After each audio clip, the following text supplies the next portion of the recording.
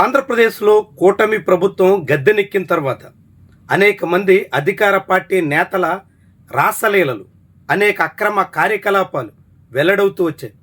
అందులో సాధారణ ఎమ్మెల్యేల నుంచి నేరుగా టీటీడీ ట్రస్ట్ బోర్డు చైర్మన్ వరకు పలువురు భాగోతం బట్టబయలైంది.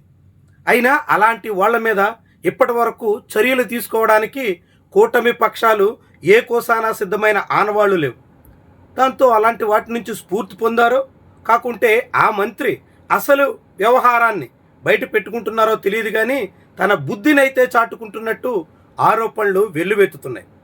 తాజాగా ఒక ఎన్ఆర్ఐ మహిళ పట్ల ఆంధ్రప్రదేశ్ క్యాబినెట్లోని ఓ మంత్రి సాగిస్తున్నటువంటి వ్యవహారం చాలా పెద్ద స్థాయిలో దుమారం దిశలో నడుస్తోంది. నేరుగా మహిళ సోషల్ మీడియాలో తన గోడు వెళ్ళబోసుకోవాల్సిన పరిస్థితి వచ్చింది.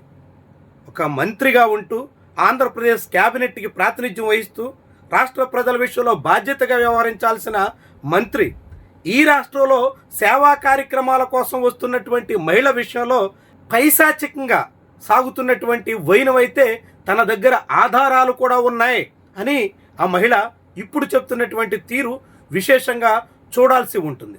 ఎవరు ఆ క్యాబినెట్లో అలాంటి కామాంధుడైన మంత్రి ఎవరు? అదే సమయంలో ఒక ఎన్ఆర్ఐ మహిళను ఉద్దేశించి లైంగిక వేధింపులకు పాల్పడుతున్నటువంటి నాయకుడు ఎవరు తేలాల్సినటువంటి అంశం.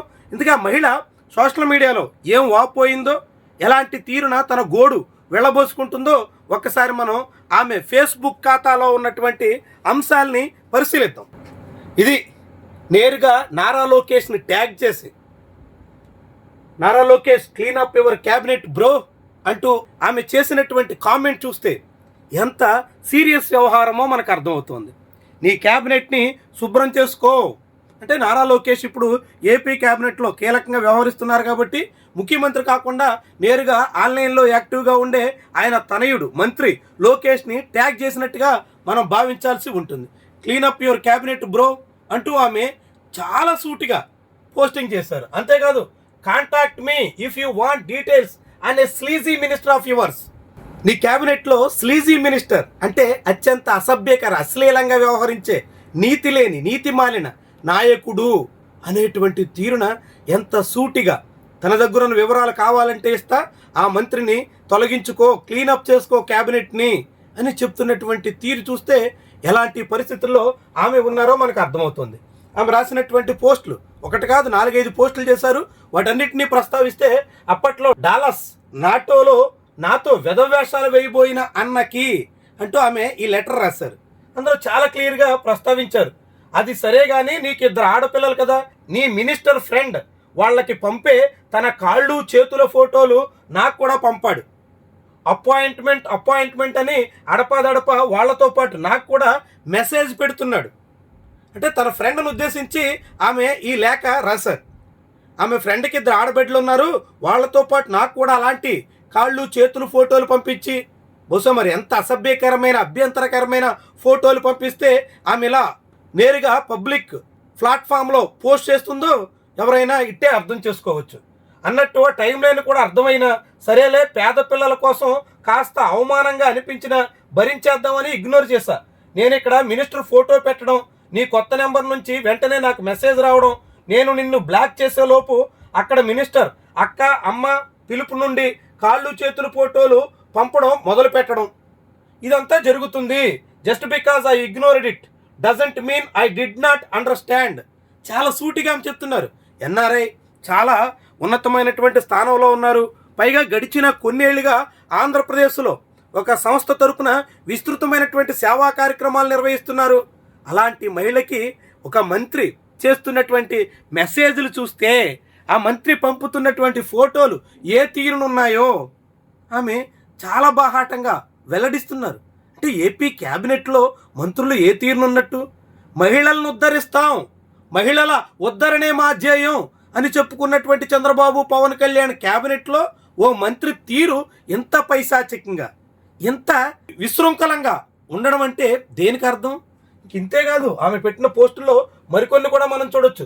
There is this coffee shop of the AP minister was particular about meeting me at ఫలానా కాఫీ షాప్ దగ్గర పదే కలుద్దాం అంటూ ఒత్తిడి తీసుకొస్తున్నారు అని కూడా ఆమె చెప్తున్నారు. చాలా అంశాలని అప్పుడే ఎందుకు చెప్పలేదు? పలానా వారికి చెప్పాల్సింది కదా, మాకు చెప్పాల్సింది కదా, ఒక్కసారి you had to go through this అనే మాట తప్ప అన్నీ మాట్లాడుతున్నారు. చాలా రెస్పెక్ట్ఫుల్గా అడుగుతున్నాను. ఇప్పుడు చెప్తున్నాను కదా, ఏమి పీకుతున్నారు? పీకారు సో ఫార్. ఇప్పటి వరకు మీరు ఏం చేయగలిగారని ఆమె చాలా సూటిగా నిలదీస్తున్నారు. ఇప్పుడు చెప్పాను మొత్తం వ్యవహారం అంతా, దానికి ఆధారాలు ఉన్నాయి. ఆ మంత్రి సాగించినటువంటి బండారం అంతా బయట పెట్టగలను. కావాలంటే నారా లోకేష్ నేరుగా ఆధారాలు మొత్తం ఆ చార్ట్ టైం లైన్ అంతా పంపించగలను. ఏం చర్యలు తీసుకుంటారు అని ఆమె ప్రశ్నిస్తున్నారు. ఆ భోగాపురం పీపుల్ బెటర్, చెట్లు పీకింది ఇంకో చోట నాటడానికి అట్లీస్ట్ నా దగ్గర ఏదైతే chart history and screen shots ఉన్నాయో అవే ఆ మినిస్టర్ దగ్గర కూడా ఉంటాయి. పేరు చెప్పానుగా ఫోన్లో, నేరుగా ఆమె ఫోన్లో పేరు కూడా చెప్పారంటుంది. ఆ స్కీమ్ ఇంకా ఎవరెవరిని విసిగిస్తున్నాడో తెలుస్తుంది. అటు సైడ్ చెక్ చేస్తే ఆ మంత్రిని మొత్తం అతను వాట్సాప్ చాట్ హిస్టరీ పరిశీలిస్తే ఎంతమంది మహిళలతో ఈ తీరున తన వ్యవహారం నడుపుతున్నారో అర్థమవుతుంది అంటూ ఆమె చాలా క్లియర్గా చెప్తున్నారు. వాస్తవానికి ఆ మహిళ ఫోటో, ఆమె పనిచేస్తున్నటువంటి సంస్థ, ఆ కార్యకలాపాలు అన్నీ ఆమె పబ్లిక్ డొమైన్లోనే పెట్టారు.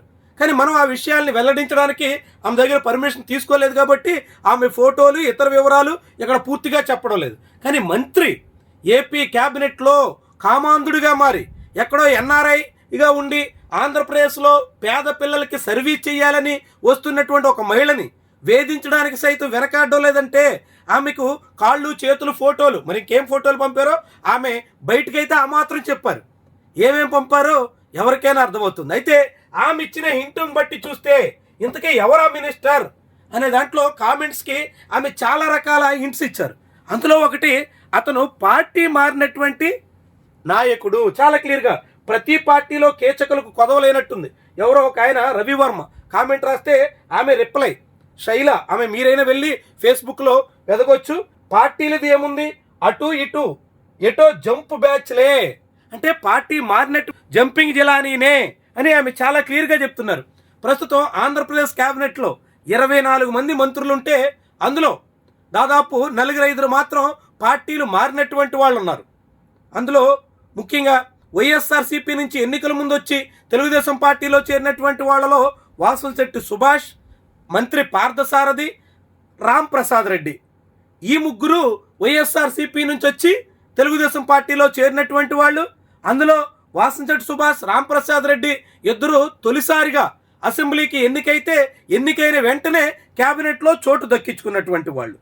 ఇక వీళ్ళతో పాటుగా నాదెండ్ల మనోహర్, అదేవిధంగా కందుల దుర్గేష్ ఇలాంటి వాళ్ళు కూడా పార్టీ మారిన నాయకులైతే ప్రస్తుతం క్యాబినెట్లో ఉన్నారు.